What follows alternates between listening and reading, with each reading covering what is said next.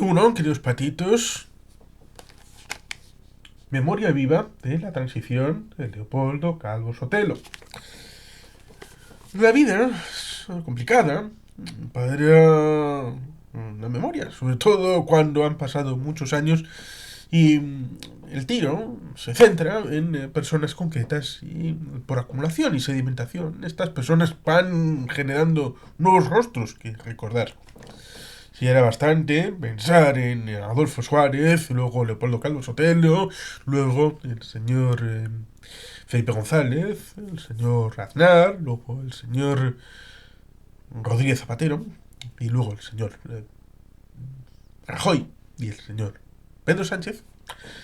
Ya la acumulación de nombres va generando un espacio cada vez menor para la memoria y normalmente el primero en saltar del barco suele ser aquellos que estuvieron poco tiempo al timón del gobierno en Moncloa.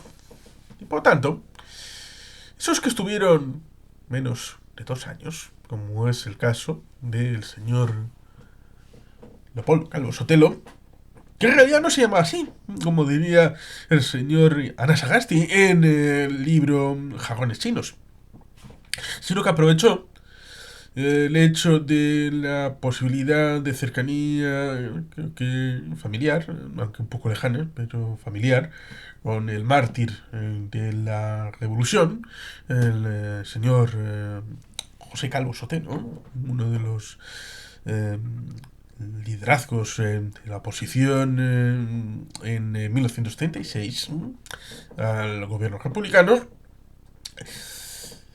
para coger timón de cola y favorecer sus opciones para el liderazgo político. Cosa que le salió bien y que, bueno, en 1981-1982, entre febrero del 81 y diciembre del 82, concretamente entre el día 25 de febrero, que fue la segunda votación de investidura de Calvo Sotelo, y el 2 de diciembre del 82, tuvo su mandato con dificultades, porque formalmente su mandato está incorporado en el eje vertebrador del 23F. El golpe de Estado, que no es objeto de comentarlo aquí, porque están dos libros de Pilar Urbano, La Gran Desmemoria y El Precio del Trono. Dos libros bien interesantes. Y es que además también, un libro que está aquí arriba, que es 23F, El Rey y su secreto, de Jesús Palacio, que está comentado en este canal, brevemente, sucintamente. La Operación de Gol, en versión española. Pero el 23F no solamente está en el parteaguas, supuestamente, del hecho de la memoria del señor Calvo Sotelo, de su paso como ministro, ligado en principio al comercio, pero también a las relaciones con las comunidades europeas a las que se pretendía España adherir. Por supuesto, está la situación del índice de este libro, acerca de lo que quiere escribir el autor para estas memorias políticas de su etapa, fundamentalmente como presidente del gobierno. Pero incorpora el hecho de la legalización del Partido Comunista como un elemento fundamental para la transición, ese elemento de la Semana Santa de 1977, antes de las elecciones, para que el Partido Comunista pudiera presentar candidatura, y el soslayo de las dificultades que supusieron en ese periodo transitorio, porque, como se puede entender, y como podemos entender en el día que hicimos el libro de Alfonso Guerra, de Dejando los vientos atrás, que habla de 1982 a precisamente en 1991, ese periodo como vicepresidente del gobierno de España, en el gobierno socialista, la herencia recibida es percibida ahí como si fuera un hilo conductor si bien no menciona a Leopoldo Calvo Sotelo y apenas menciona a Adolfo Suárez más que lo necesario, lo justo y necesario, pareciera que la transición empezó con el gobierno socialista. Parece que hubo un lapsus ahí, no solamente incluyendo al duque de Suárez, sino también evidentemente al más perjudicado, como es Leopoldo Calvo Sotelo. Y por tanto la herencia recibida parece casi carpeta betónica en ese libro del querido Alfonso Guerra, que comentamos porque ya fue leído en su momento. Y este libro lo que trata de paliar, a pesar de que es de 1990, es un libro anterior, bastante anterior al escrito por Alfonso Guerra, evidentemente lo que trata de transmitir es todas las dificultades que después del Duque de Suárez llevó a cabo el gobierno último de la UCD, de la Unión de Centro Democrático, en ese periodo de gobierno, hasta lo que tendría que haber sido el elemento de las elecciones de 1983, pero que la situación complicada en muchos órdenes llevó a la disolución anticipada y llevar a las elecciones de octubre, del 25 de octubre creo que fueron, de 1982.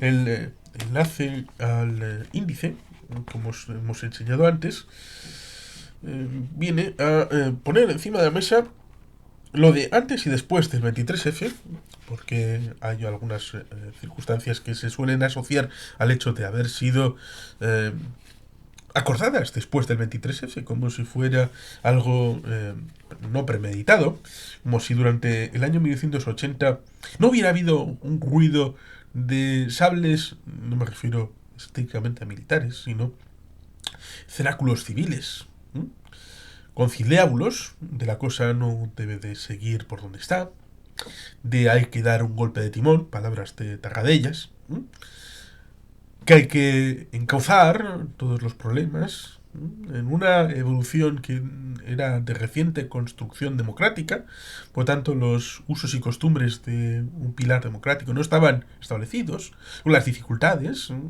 de elementos económicos, sociales, políticos e institucionales, el hecho del autogobierno, el llamado Pacto del Capó, el informe Enterría, la LOAPA, está ahí, encima de la mesa, de ese acuerdo que se firmó el día 24 de febrero de 1981 en el entorno del Palacio de las Cortes del Congreso de los Diputados. Y que se llama precisamente el Pacto del Capó porque se firmó en el capó de un coche.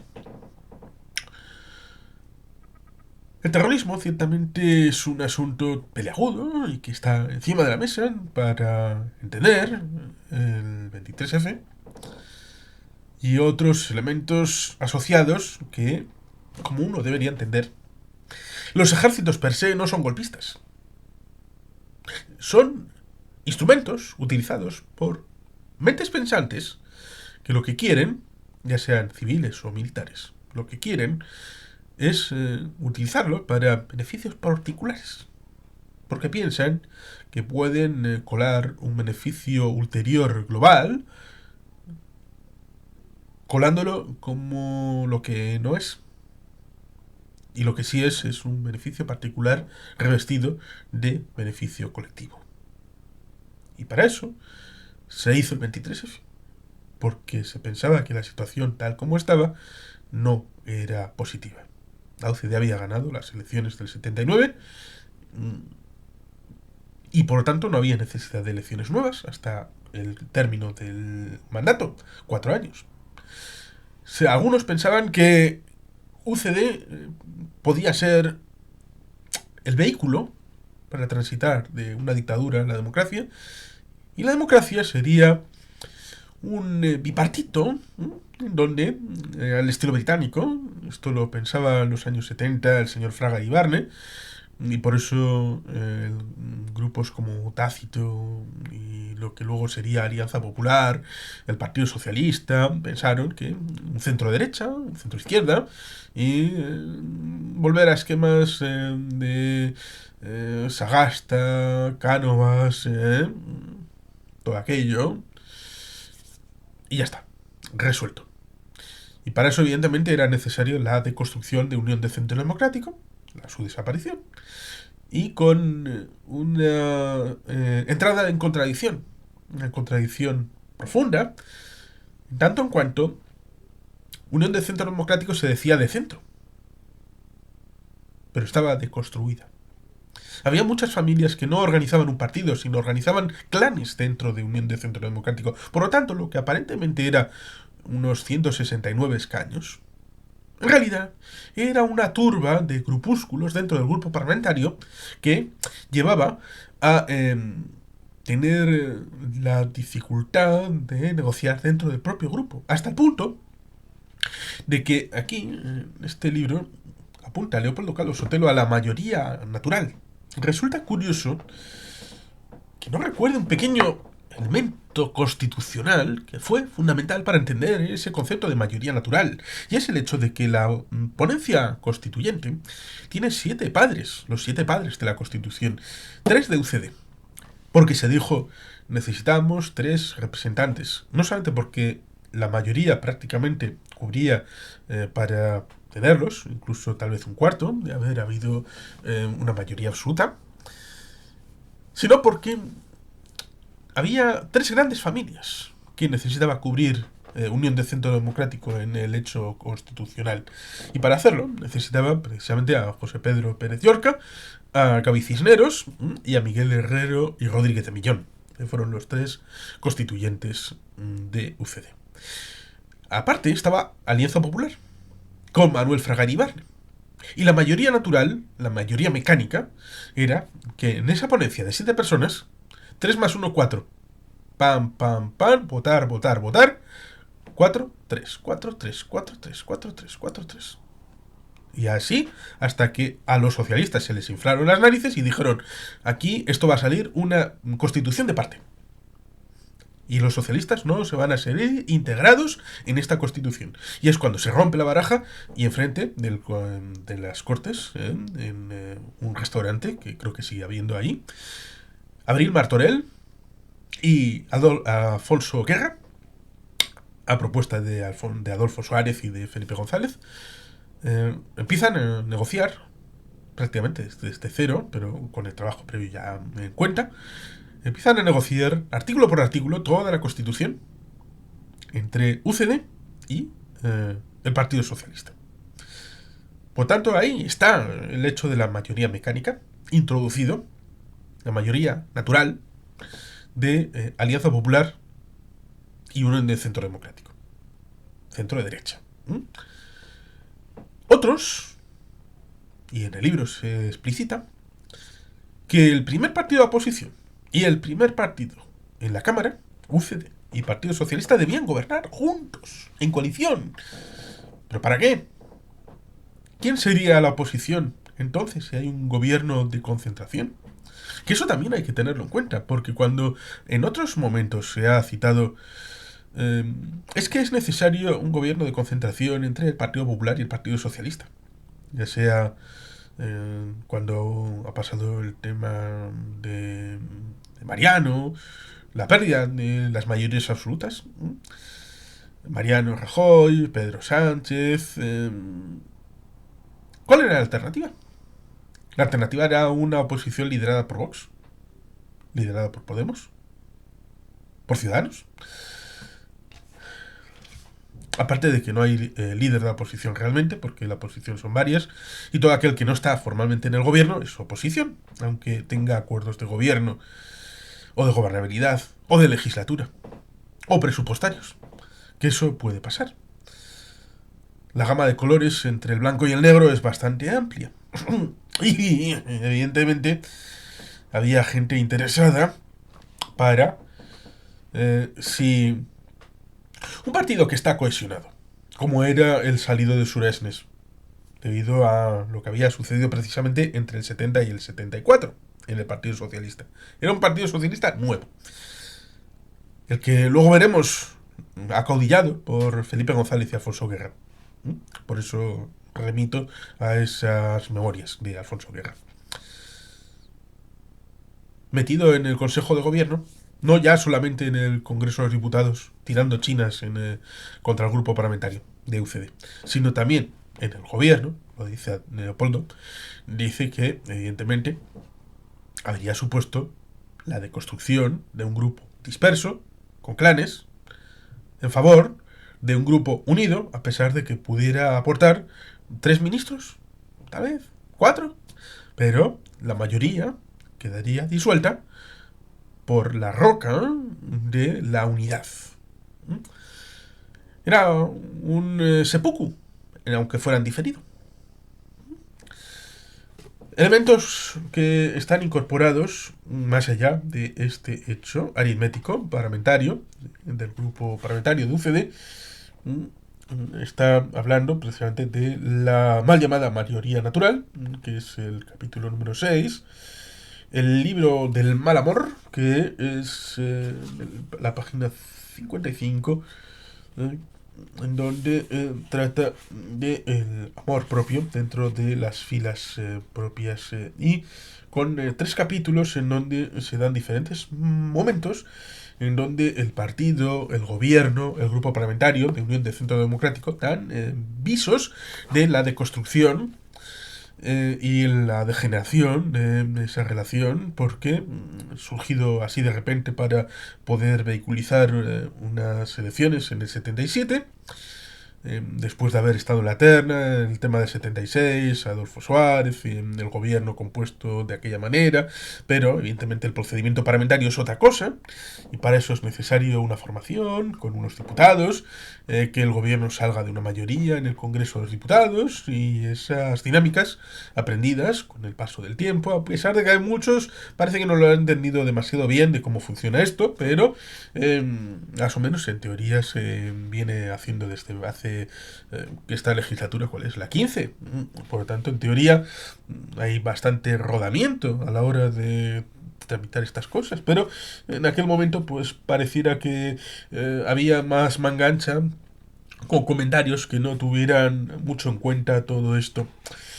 Y ahí está lo de antes del 23F, después del 23F, el libro del mal amor, la mal llamada mayoría natural, la cuestión autonómica, como decíamos, todo ese hecho de tener en mente, en principio, como el Estado integral de la Segunda República, para luego entender que podía ser buena cosa para autonomía vascos y catalanes, luego pensar en los gallegos, luego pensar en los andaluces, y luego ya el café para todos como si fuera en 1833 con el café para todos de aquella época que fue la Diputación y la provincia extendida a todo el territorio estatal.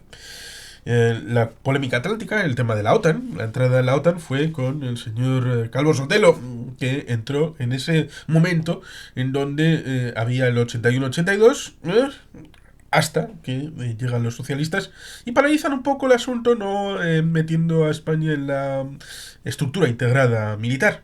Lo cual resulta curioso porque un referéndum sacó a España de la estructura militar integrada, y luego cuando España entró en la estructura militar integrada no fue por otro referéndum, que habría sido tal vez lo lógico, ¿verdad? La OTAN está ahí, por lo tanto, encima de la mesa. La Trinidad, que es el capítulo dirigido a las comunidades europeas. La integración que no se produjo en el gobierno de Suárez, no se produjo con Leopoldo Calvo Sotelo, y fue en el año 85-86, de la mano de Portugal, que fue la compañera de España en la integración en el proyecto comunitario, echándole un poco de pestes de haber entrado España en manos de los socialistas a las comunidades europeas a cualquier precio. Cosa que Carlos Ferrer Salat, que luego estaría en el Comité Olímpico, pues achacaba a Leopoldo Calvo Sotelo de no entrar en las comunidades europeas a cualquier precio, cosa que sucedió, es decir, que con UCD no entró España en las comunidades europeas. Luego que nadie es profeta en su tierra con el elemento de la comunidad de empresarios, con ese juego que dice Calvo Sotelo de cuando uno tiene unas notas esperadas, porque los empresarios esperaban de UCD un 9 en la relación, como si fueran notas del 0 al 10 de los colegios.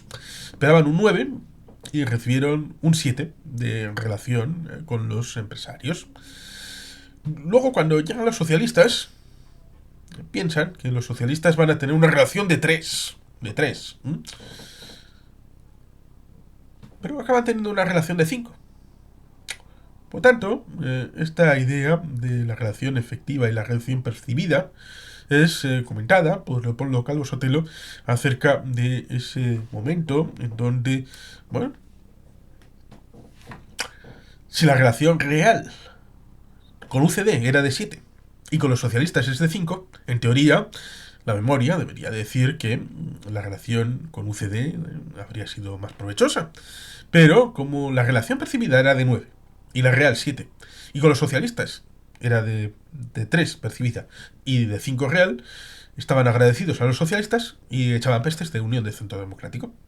Por lo tanto, no ayudaron a ningún tipo de supervivencia de Unión de Centro Democrático.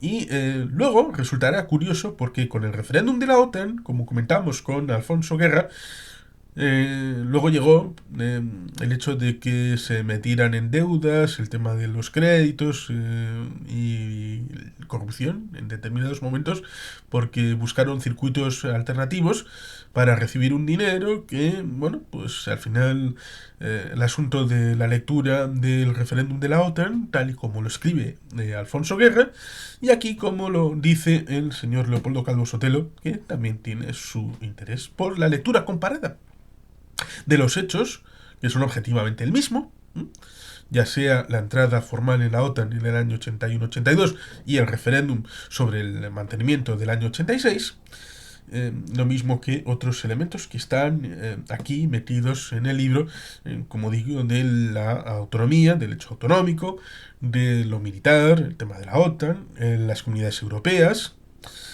y muchos otros que vienen establecidos acerca de ese gobierno con las dificultades en el ámbito comercial, industrial, de economía, de todas aquellas circunstancias que vienen supeditadas a las dificultades políticas partidistas de Unión de Centro Democrático y con el catalizador de ese golpe de Estado que termina de desarbolar cualquier imagen que podía tener UCD acerca de su propia sustentación hacia el futuro. Se mantuvo durante esos casi 2 años al relantí, manteniendo vivo el asunto, hasta que las tensiones externas, internas, carcomido todo el edificio, simplemente hubo que darle carpetazo. El duque de Suárez funda Centro Democrático y Social, el CDS, que acabará siendo desaparecido del mapa en el año 1991, dejando de lado la política ya definitivamente. Y UCD sería su última legislatura, ya con mandato caducado, pero aún habría algún que otro diputado en la legislatura siguiente, la primera de Felipe González.